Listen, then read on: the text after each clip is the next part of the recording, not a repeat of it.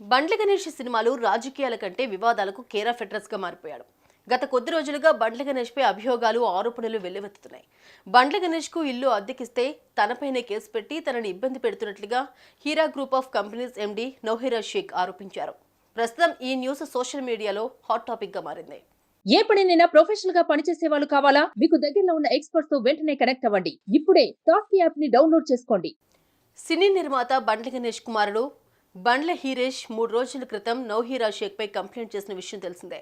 Film Nagar road number 13లోని నౌహీరా షేక్ ఇంట్లో అద్దెకుంటున్న ఇంటిని కొనుగోలు చేయడానికి అడ్వాన్స్ గా 3 కోట్లు తీసుకుని 10 మంది రౌడీలతో కలిసి తన ఇంట్లోకి ప్రవేశించడమే కాకుండా ఇంటిని ఖాళీ చేయాలంటూ దౌర్జన్యానికి దిగి అసభ్యకరంగా బూతులు మాట్లాడుతూ బెదిరింపులకు దిగింది అంటూ పోలీసులకు ఫిర్యాదు చేశారు.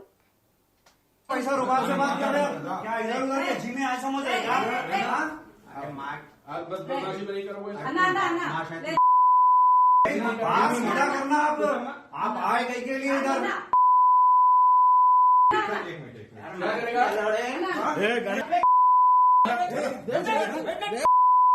అయితే ఈ విషయంపై స్పందించిన నౌహీరా షేక్ బండ్ల గణేష్ తనపై చేసిన ఆరోపణలను ఖండించింది. వాటిలో ఏమాత్రం నిజం లేదంటూ విలేకరుల సమావేశంలో బయటపెట్టింది. బండ్ల గణేష్ తనను ఇబ్బందులకు గురి చేస్తున్నాడంటూ నౌహీరా షేక్ ఆరోపించారు. బంజారా హిల్స్ లోని తమ కార్యాలయంలో శనివారం ఏర్పాటు చేసిన విలేకరుల సమావేశంలో మాట్లాడారు. ఈ క్రమంలోనే 75 కోట్లు విలువ చేసే తన ఇంటిని కబ్జా చేసేందుకు బండ్ల గణేష్ స్కెచ్ వేశాడని, ఇంట్లో అసాంఘిక కార్యక్రమాలు చేస్తున్నారని తెలియడంతో వాస్తవాలు తెలుసుకునేందుకు తాము అక్కడికి వెళ్లామని, తాము అక్కడ ఉండగానే పోలీసులు వచ్చి కేసు పెట్టారని నౌహీరా షేక్ ఆవేదన వ్యక్తం చేశారు.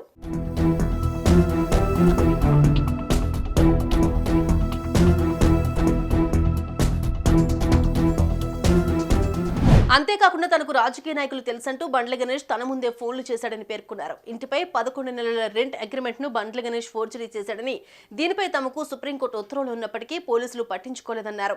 ఫిలిం నగర్ పోలీసుల తీరుపై డీసీపీకి ఫిర్యాదు చేయనున్నట్లు నౌహీరా షేక్ తెలిపారు. ప్రస్తుతం సోషల్ మీడియాలో ఇందుకు సంబంధించిన వీడియోలు వైరల్ అవుతున్నాయి.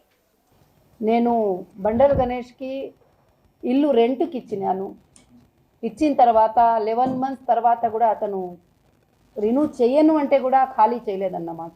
బండల్ గణేష్ గారు కన్విక్ట్ అయిపోయినారు, 1 ఇయర్ శిక్ష పడింది అని చెప్పి న్యూస్ల్లో అంతా చూపిస్తున్నారు. ఇక కొంతమంది వచ్చి నాకు ఇన్ఫర్మేషన్ ఇచ్చినారు. ఏమని అంటే, వాడు లోపల 20 మందిని గూండాలని పెట్టినాడు, ఇంట్లో మీ ఇంట్లో పెట్టి తప్పు పనులు చేస్తున్నాడు, ఆడపిల్లోళ్ళని తెస్తున్నాడు, ఏమేమో అని చెప్పి వచ్చి చెప్పినారు.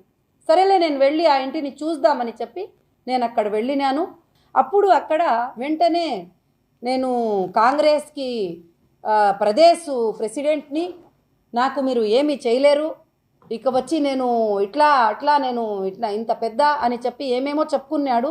చెప్పి అక్కడి నుంచే ఫోన్లు చేపించినాడు వాళ్ళకంటే 2:30కి కాల్ వచ్చింది, 4:30కి ఎఫ్ఐఆర్ అయిపోయింది. 2 గంటల్లో వితౌట్ ఎన్క్వైరీ.